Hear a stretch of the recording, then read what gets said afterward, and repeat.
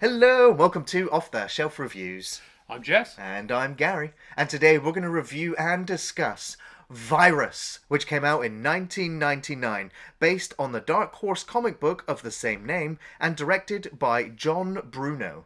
So, Gary, what's some synopsis to Virus? Well, the story follows Kit Foster, played by Jamie Lee Curtis, a tugboat navigator, along with her captain, played by Donald Sutherland, who attempt to outrun a typhoon at sea when they discover an abandoned ship that houses a high-tech alien life form that wishes to harvest human life for spare parts, as life on Earth is in for a shock. It is aware.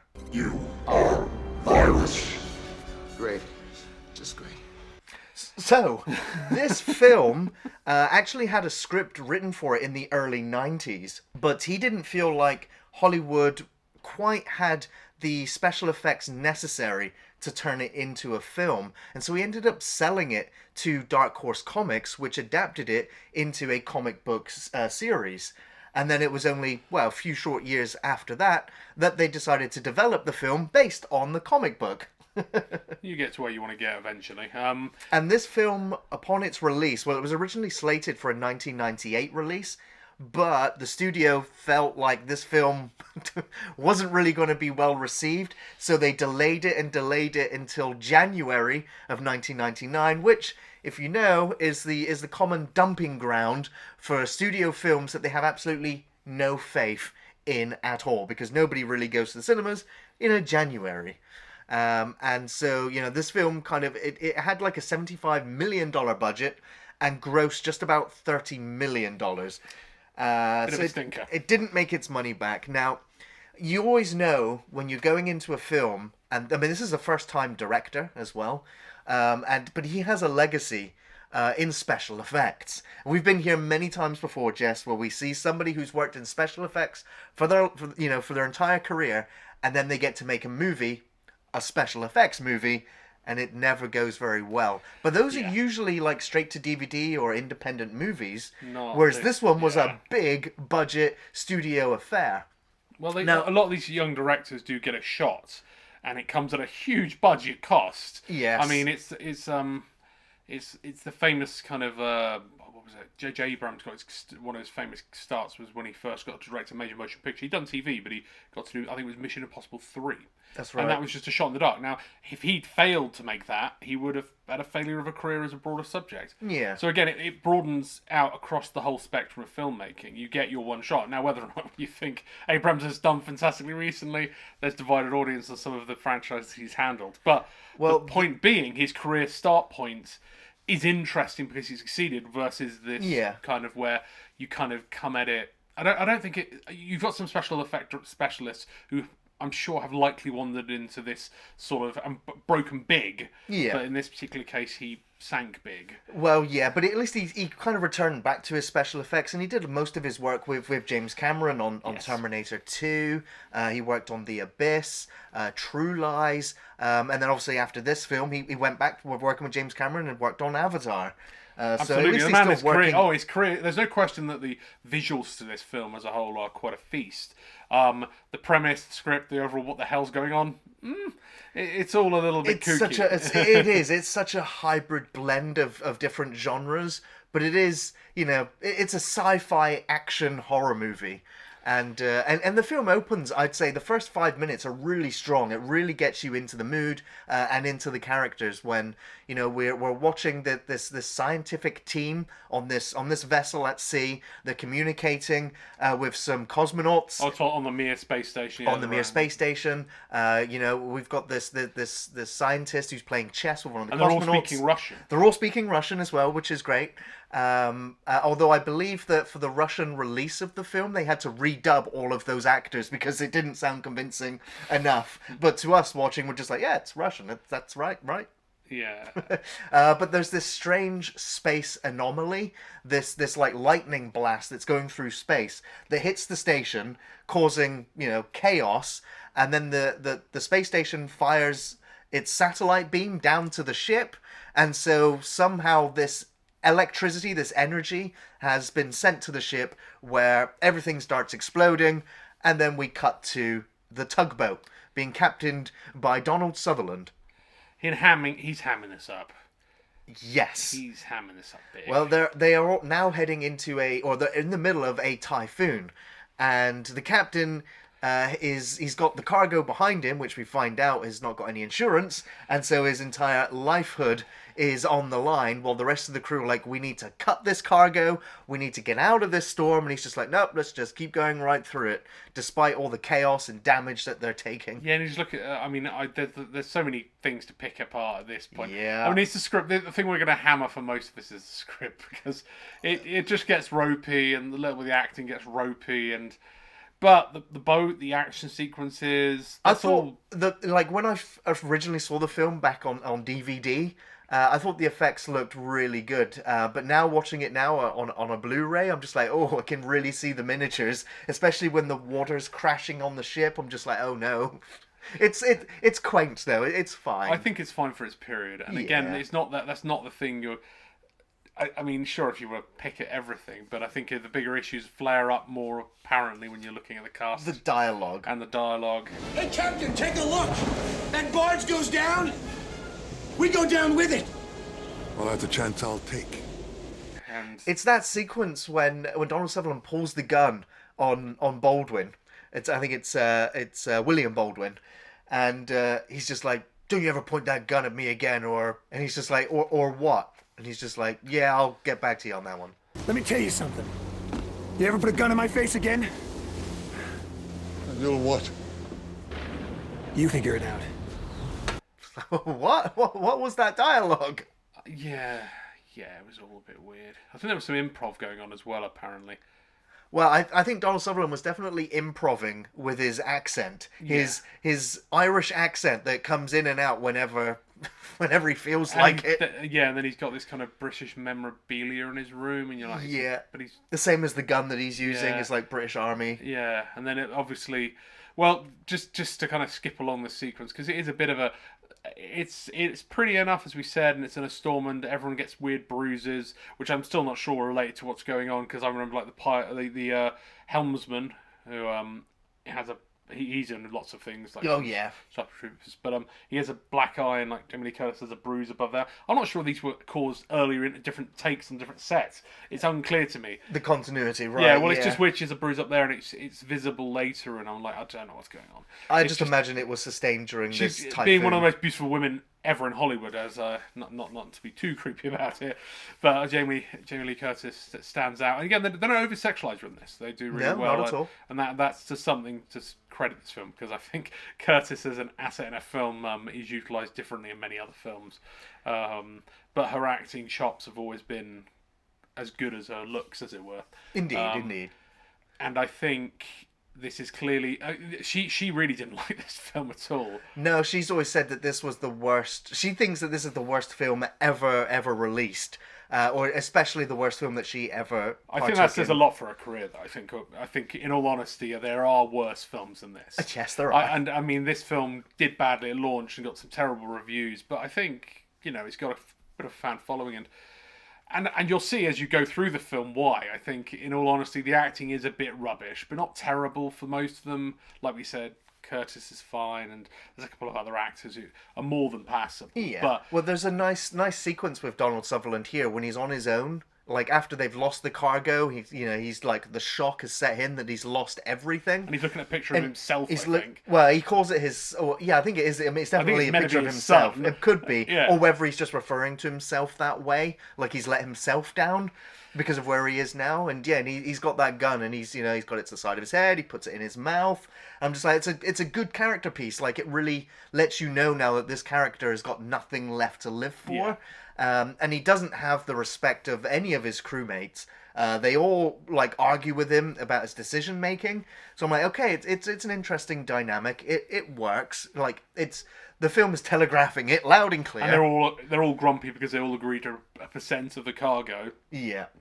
1% or something, and they're like, damn it, we should have taken upfront payments. And Yeah, they're kind of all grumbling, and they've all worked for him before as well. That's so... why I was just like, how is this crew still together? They're kind of at each other's throats for the first part. They are genuinely it's a mismatch. I mean, that's maybe some of the writing again. I just feel like they're kind of like, you get them talking because after this point they discover the boat, and there's a conversation between Baker and Squeak, who essentially is Baker's sort of the lead. It's Baldwin's sort of the male lead in this, but I think it is the main lead is Curtis. But, they're talking about the crew members, and then you're like, well, you can trust us, friend. And they're like, oh well, Curtis's character's fine, obviously, and in multiple ways, but that's bad dialogue as well. The way they kind of go, she's okay. It's like, oh, you mean really? And it's so badly worded that you're like, oh wait, it was a double entendre, but you failed to make it very clear that it was a double entendre. But you both understood it was a double entendre because it was in the script for you to understand. It gets clunky, and then they're going through the crew and like, I don't know him. He's a wild card. He's dangerous. And I'm like, well, this is just exposition to kind of set up character traits that you can't bother to develop properly. Yes. And again, it's. And then it goes. They start writing off characters pretty quickly after this point. Well, so it doesn't really matter about the character development because they die like that. Yeah. Well, I mean, it gets a little bit X-Filesy as they find that the abandoned, derelict Russian science vessel. They all get like dollar signs in their eyes as the captain's just like, there's no crew on board. We can salvage this, and they start working out that it's worth like $300 million, which once the Russian government has to purchase the vessel back off them for like 10%, that it turns out like all of them will be making nearly $3 million a piece. So they're like, okay, we need to get this ship running, we need to tow it back, but we also need to make sure that there's no crew left on board, otherwise we can't take salvage rights. And there's that moment where Jamie Lee Curtis is just like, what do you mean by that? And he's like, well, I hope we don't find anybody alive on board, like suggesting that if he were to find another crew member, he would kill them because of the salvage. But the problem is they're making him such a weird villain through all this. Like, you're meant to be sympathetic for him maybe when he's going to blow his brains out the start. After that moment, it's just like, no, like this guy is completely untrustworthy. I know. It's just so greedy. I'm just like, and it's such a shame. Like, I mean, Donald Sutherland has played villainous characters before, but it was just like, I don't know, there's... He certainly handed up as it rolls on, because again, we'll get to that when we get to that. But then they start to find weird things going on the boat and foreshadowing all the like machine takeover. Well, none of the machines are active. The ship is completely shut down, and they put in a couple of circuits here and there, push some buttons, hit the crank, and the ship comes back to life.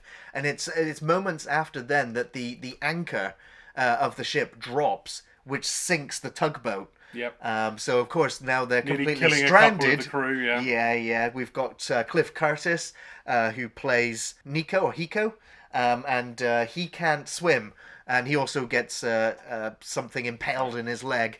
And so you've got the other guy played by Marshall Bell, who plays Woods, who's like the cowardly kind of character that he is, like in Starship Troopers. And he's like, well, I'm gonna take this, and get off and screw you. What? Tell you what, I'm gonna go get some help. What? I can't swim! Yeah, and so then they basically just end up exploring the ship. You've got the weapons room, you've got the science area, you've got the med bay. They're stitching him up, and the characters are wandering around, and then they're hearing strange noises. Two of them are heading to the engine room to boot up the kind of generators that have been mysteriously deactivated, cutting power to the ship. And the film is building up the mystery and the tension quite nicely. We get to the point where Squeaky is left on his own in the engine room, and he sees like the wiring being dragged into a chute, a Jeffries tube, I want to say. It's being dragged into like a vent somewhere. Yeah, a strange vent. And so he looks in there, and we've as an audience just like seen these spider-like robotic, almost flesh-like legs as well, just wandering around, just out of shot of the characters. But he ends up getting tangled up in some cabling. Whether he's actually being strangled or something is behind it, we don't know, because it cuts. Yeah, it cuts. It's a bit mysterious. But then you cut back to the med bay, and suddenly an Uzi-toting Russian bursts out of the locker, spraying bullets everywhere. And it turns out to be the Doctor, from the female Doctor you saw from the very opening sequence. Yes. And so they finally get some sort of exposition dump of What happened. what's happened, but they don't believe her. The captain's obviously insane. He's like, yes, aliens from space have taken over this ship. Like, whatever. What's happening on this ship? Where the rest of her crew? Dead. Dead? Good.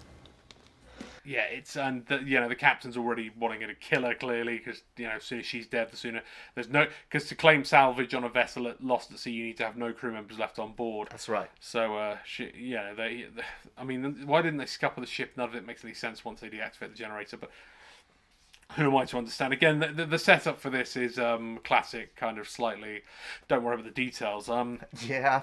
and that comes to a lot of these films. I mean, that's sometimes what you have to accept with setting up what should we say, the best, most optimized horror scenarios. Yeah. You can pick apart even the greatest horror films if you really want to, or like. Did they really need to be at the North Pole? No.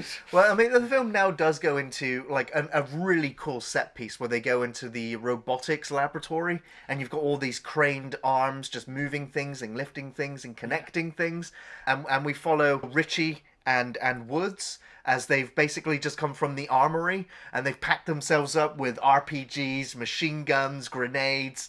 On all sorts, but they get attacked by a nail gun toting robot, so they end up using machine guns and blasting away some of the robots as they make their way back to the engine room because they've now realised that Squeak has gone missing.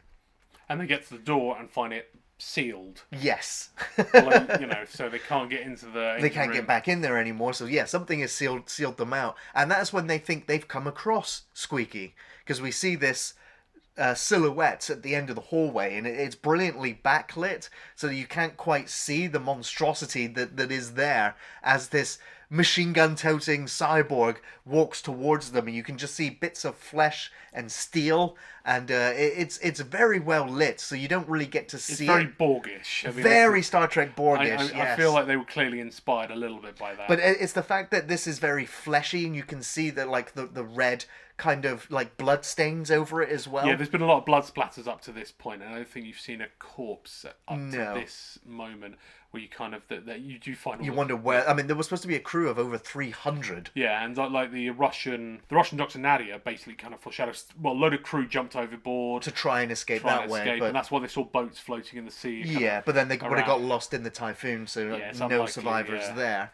But then the rest of the crew, yeah, where are they? And this is where we think it's Squeaky, but it turns out that it was actually the captain of this Russian vessel. Which is identified again by Nadia, who is the Yeah. Russian scientist. This is one of my favourite scenes when they do blast away this cyborg and they bring it back into the med lab and lay it down there, and Richie starts doing like an autopsy where he's opening up the brain and he's just like, the brain is still alive, like the body is not decomposing yet, and you can see like it's kind of battery operated. Yeah. And the machine does sort of jolt back to life and they blast it, but even then it kind of reanimates itself as part of the skeleton from inside the flesh emerges back out, and they blast it and kill it a third time.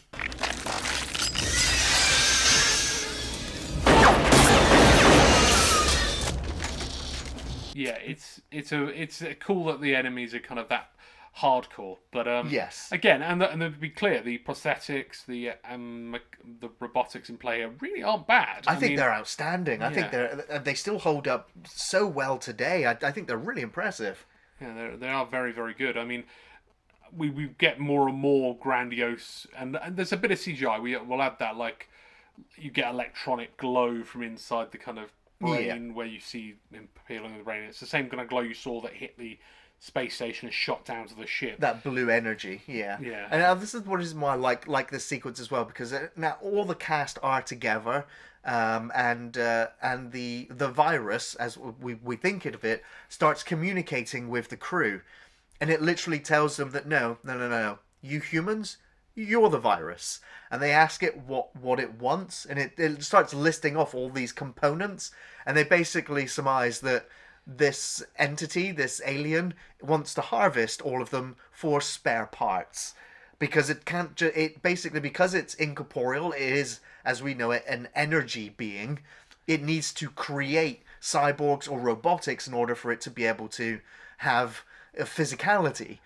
And then they then realize that, the only way we're going to be able to stop this thing, because it's now navigating the ship back to dry land so that it can get to dry land and assimilate the planet, essentially. So, like, well, we need to turn off the boat again or sink it.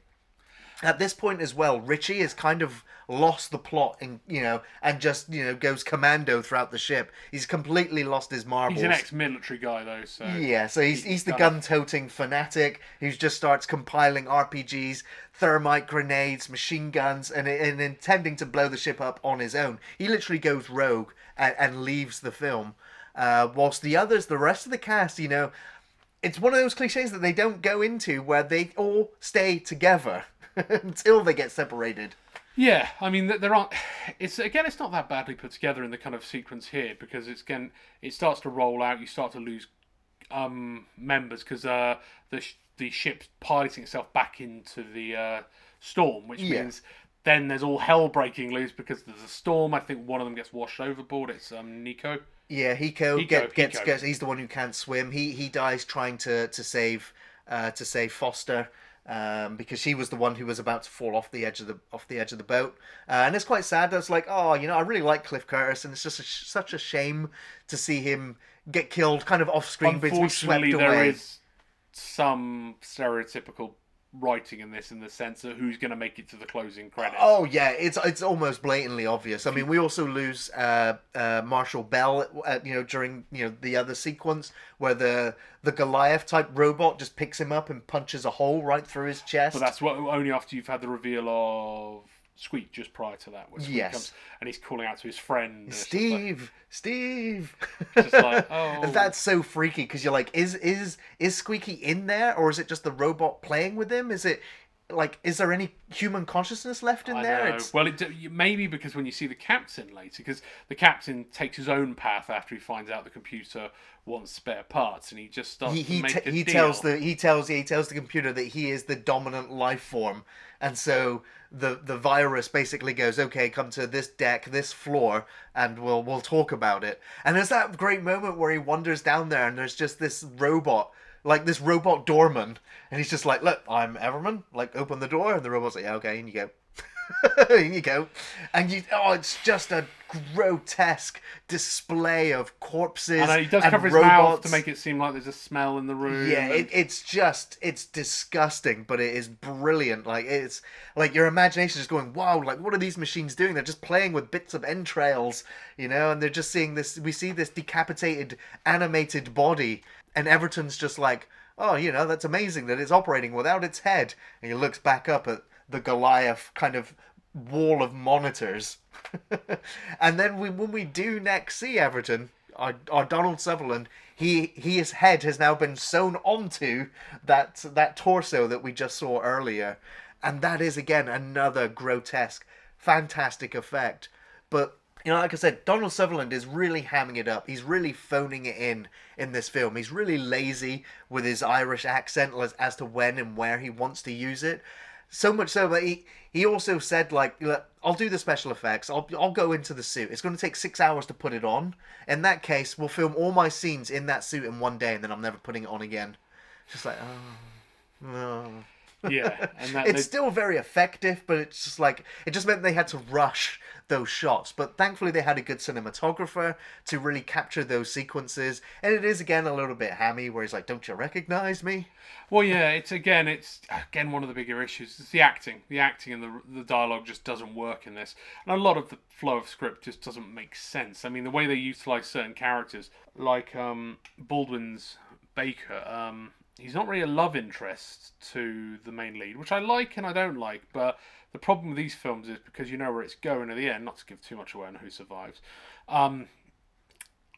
it doesn't make a lot of sense. No. And he disappears for a sequence because he gets knocked out, yeah. And he's kind of dithering around the ship. He doesn't really do much. And that's something that always bothered me as I was rewatching this. I haven't seen this film for years, so me and Gareth like, it's a guilty pleasure, I like this. So I'm kind of like, okay, and I'm trying to remember what I remember of it. And I do remember sequences of it, but I just didn't realise how useless he was in this film. And I mean, even Curtis's character, to some extent, doesn't have a lot of agency. The man who saves the day is the kind of Rambo Richie, yeah. Richie, the ex-military guy, who sets up everything in play. Oh, and the Russian scientist, because she's actively trying to avenge her fallen captain. And at this point, is about where you kind of get her arc. She's trying to save Curtis's character by running her through the ship, and then it's just like, no, I'll stop this evil robot. And it's just like, she ends told me where the bombs are, because the robot's figured out there's explosives on the ship and he wants to survive. Yeah, well, Everton told him that they were going to blow up the ship and scuttle it. So yeah, and there's that great moment where the robot, where the Goliath comes out and he's got the countdown timer and just crushes it, and it's just the way the robot's head is just slightly tilted or angular, just like it's mocking these humans. But yeah, the Russian scientist, she ends up sacrificing herself. She gets grabbed by Goliath and she uses the thermite grenades that she had earlier to cause a massive explosion, which sends Goliath crashing down below decks, which just then at that point just leaves Jamie Lee Curtis by herself. But then she does bump into Steve, who kind of shakes her out of her stupor. Steve's bumped into the dying Richie. Yeah, and he's also been impaled by something. Yeah, the ship's been wrecked because then he dies in his friend's arms, but telling him there's a way to survive and kill it because I'm a maniac. Thought you bailed on us, bro. I thought you weren't coming back. This shows you how smart I am. I liked Richie. He was like the everyday man, you know. He was the guy who literally said what you were thinking at the time the things were happening in the film. And him going AWOL, kind of crazy, going gun-toting, it's just like, you know, it kind of makes sense. I kind of know, but I kind of was like, Jesus, you could have had him as a survivor at the end, just the twist. Yeah. It's just like, blew it all up. Where's everyone else? Oh, they all died. Yeah, no, he was onto what to do right from the get-go. Well, it was only now at this point the other characters are like, oh, we need to sacrifice ourselves to blow the boat up. It was like his comment was like, I thought you left us, buddy. It's just like, and he didn't leave him. He'd just gone to make sure the job was done properly. Right. Which again was kind of a nice bit, but the dialogue didn't really do that justice. No. The acting wasn't really there. No. And again, I'm not knocking Baldwin. I just don't think the script, the direction, or a lot of the actors were on point. And the problem is, it's the nature of a young or inexperienced director not able to help, shall we say, the actors who need a bit more direction. Because you get some actors who can improvise and are on their toes quite well and experienced and such. Even in the case of Sutherland, though, he didn't give a damn, which is the other issue. And Curtis clearly didn't ring it in, but she wasn't engaged 100%, especially from post-story tales of this film. But you then end up with the final two characters essentially running the gauntlet, blasting. Yeah, robots tearing stuff up, knocking over barrels, smashing up pipes, lifting up grating. Great animatronics. It looked all awesome. Yeah, I didn't realize as well, but there was quite a lot of use of CGI. But because they had built this massive puppet, lots of animatronics and puppeteers behind the scenes melded with the CGI. I'm just like, you don't notice it because it is blended very well. There's only like some of the stuff where some of it's been superimposed in, like it's only on screen for like 2 seconds, so it's really hard to catch it. Where you're just like, oh, that looks slightly off, but then it cuts to another shot, and everything again is blended really, really well. It doesn't age badly as a whole. It hasn't, I agree. mean, like you said, that you can tell a little bit of the miniature work, but again, that's sometimes something you can admire. Yes, oh yeah. English. Do you speak English? Fuck you! English. So, yeah, I think I find overall this whole sequence leads up beautifully. They find their friend's escape plan, essentially. Yeah. And it's basically 2 kind of escape pod or escape ramps. But he's chained up the cord to the explosive, so by the time they've jettisoned out of the ship, the cable will be pulled and the ship will explode, and that's essentially what happens. Yes. But there's that whole, oh no, you must go, no, you must go, no, you must go, no, then you're coming with me, and they end up tied up, leg locked as they jettison out, and it's a very weird ending. And the robots just sat there like, huh? How did I let these stupid humans beat me? Boom. It was kind of a bit of a confused look on the robot's face.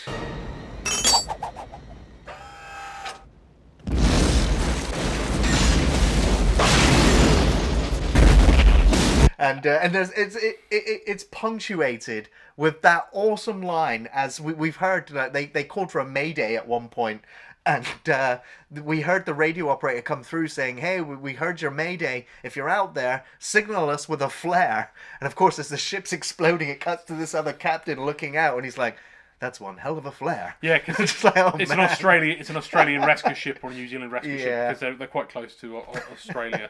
And it was a British radar base was nearby, and they were like, "No, it can't get to a radar base. It better travel through the networks." So it was Yeah. heading for this base. So it all connects back to where they are in the world, and that's nice. They at least honour Yeah. the rationale of geography, where they are yeah. in the world.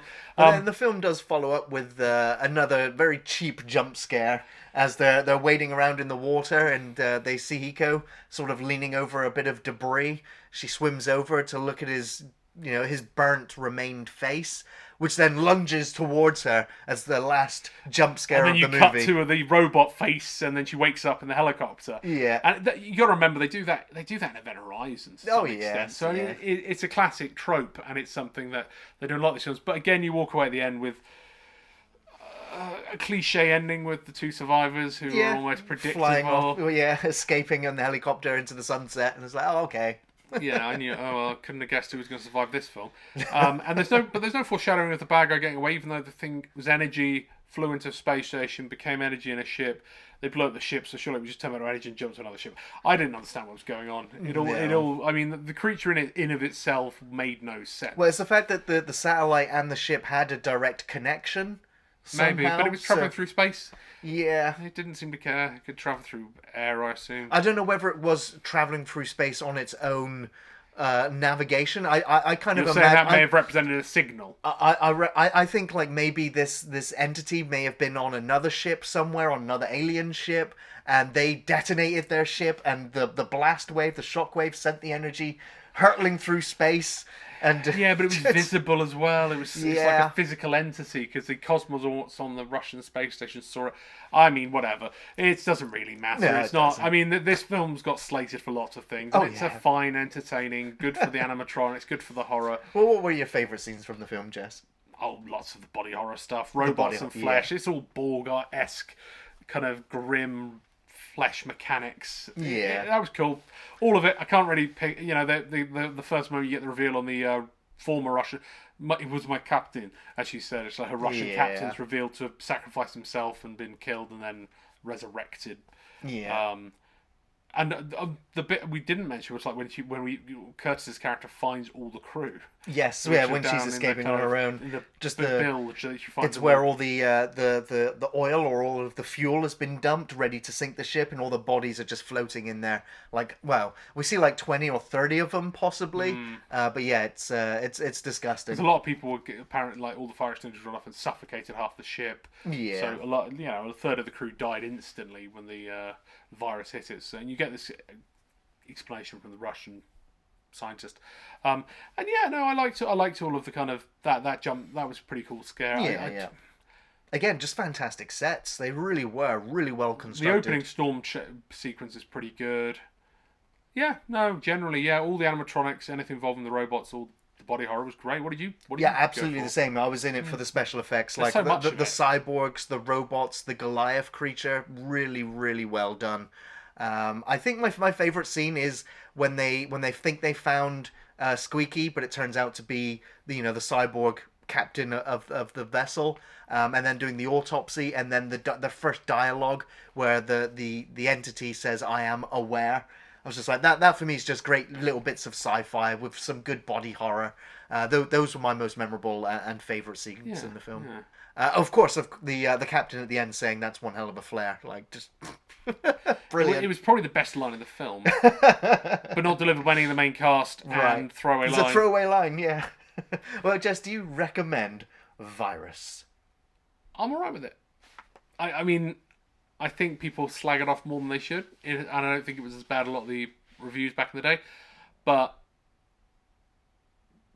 I'm not going to go ahead and just say it's the best film of its genre. No. It's not great on the kind of... I mean, it's got some... I'm trying to summarise.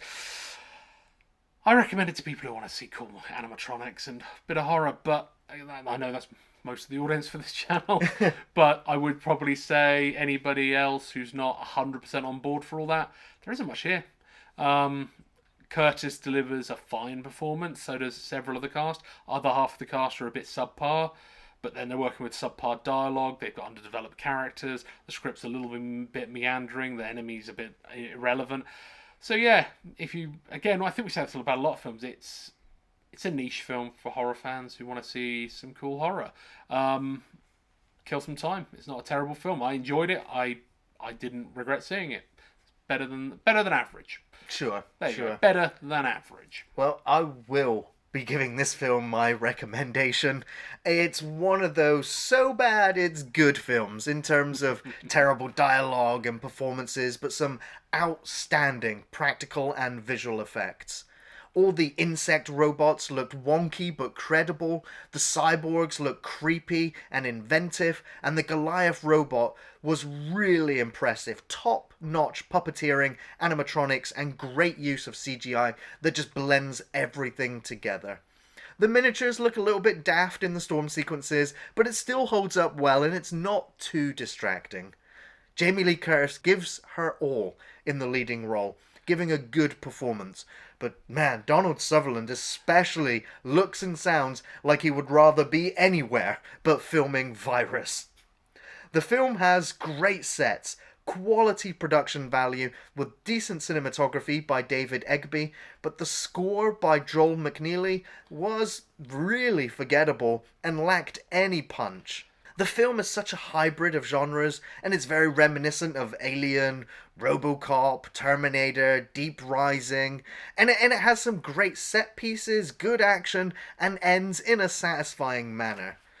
The film was bashed by critics and audiences on release, but it's really worth a watch. It's much better than its reputation. I have a lot of fun rewatching this awesome popcorn action horror movie.